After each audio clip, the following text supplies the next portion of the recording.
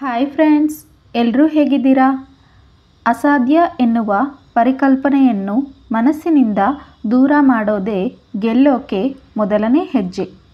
ಮನುಷ್ಯನಿಗೆ ಕಾಲದ ಬೆಲೆ ಗೊತ್ತು, ದುಡ್ಡಿನ ಬೆಲೆ ಗೊತ್ತು, ಹಾಗೆ ಸಂಬಂಧದ ಬೆಲೆನೂ ಗೊತ್ತು, ಪ್ರಾಣದ ಬೆಲೆನೂ ಗೊತ್ತು.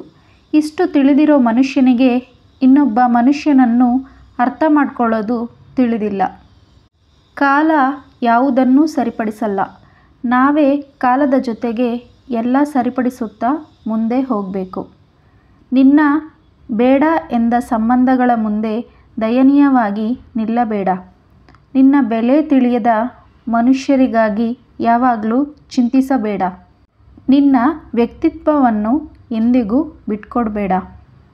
ಕಷ್ಟಪಡಬೇಕಂದ್ರೆ ಈ ಕ್ಷಣನೇ, ಆನಂದಿಸಲು ಈ ಕ್ಷಣನೇ, ಬದುಕಲು ಈ ಕ್ಷಣನೇ. ಯಾಕಂದರೆ ನೆನ್ನೆ ನಮ್ಮದಲ್ಲ, ಕಳೆದು ಹೋಯಿತು ಅಲ್ವಾ? ನಾಳೆ ನಮ್ಮದು ಅಲ್ಲ, ಏನು ನಡೆಯುತ್ತೋ ಗೊತ್ತಿಲ್ಲ ಅಲ್ವಾ? ಈ ಕ್ಷಣ ಮಾತ್ರನೇ ನಮ್ಮದು. ಹಿನ್ನಡೆ ಸಂಭವಿಸಿದಾಗ ಆತುರ ಪಡಬೇಡ. ಸ್ವಲ್ಪ ಹೊತ್ತು ನಿಂತು ಯೋಚನೆ ಮಾಡು. ಜೀವನ ನಿನಗೆ ಏನೋ ಕಲಿಸಲು ಪ್ರಯತ್ನಿಸುತ್ತಿದೆ ಅಂತ ಗ್ರಹಿಸು.